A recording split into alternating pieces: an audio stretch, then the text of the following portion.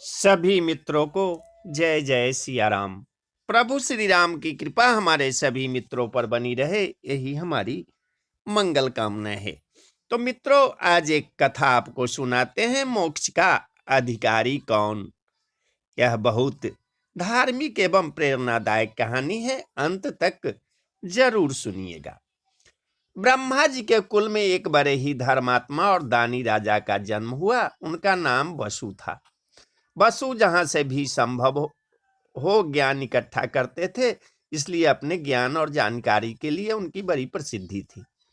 एक दिन वसु ब्रह्मा जी से मिलने पहुंचे। ब्रह्मा जी के भवन में देवों की सभा चल रही थी। इतने में रैम्य मुनि आ गए। रैभ्य देवगुरु बृहस्पति से मिलने आए थे। वसु उनके साथ बृहस्पति के घर चले गए।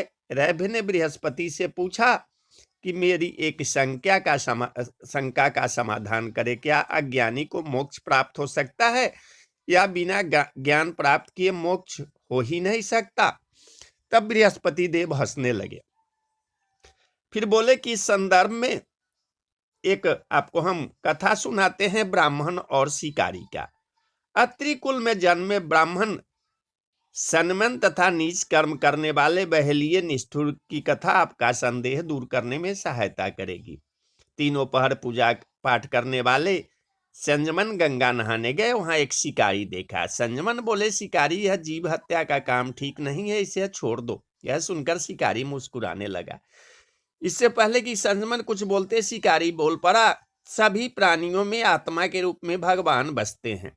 सच्चे पुरुष को चाहिए कि वह इस अहंकार को त्याग दे कि मैं करता हूं।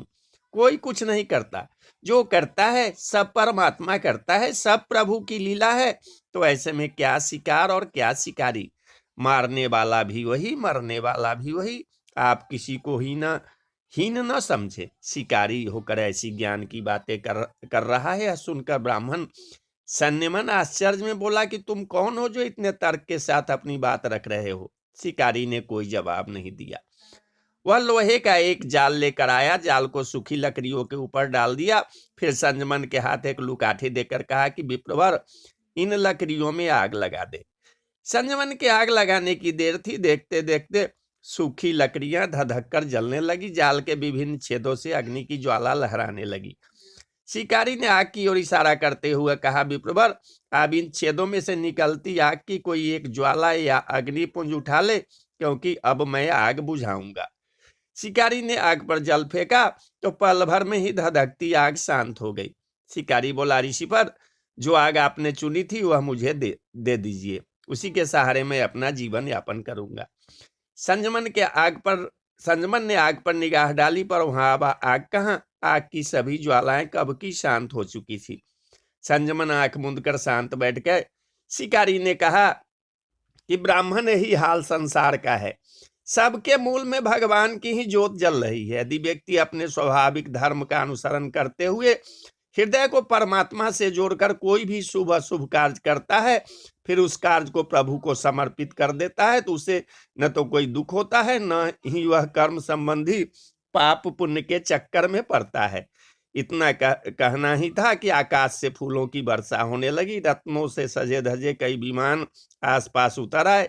शिकारी निष्ठुर अद्वैत ब्रह्म का उपासक था, सो उसने योग विद्या से कई शरीर बना लिए तथा अनेक विमानों में बैठ स्वर्ग चला गया। बृहस्पति बोले, तो हे राजन, वसु और मुनिवर रैभ्य की इससे यह सिद्ध होता है कि अपने वर्ण और आश्रम के अनुरूप कार्य करने वाला कोई भी व्यक्ति ज्ञान प्राप्त करने के बाद मुक्ति का अधिकारी हो जाता है। तो बोलिए जय जय सिया राम, जय सिया।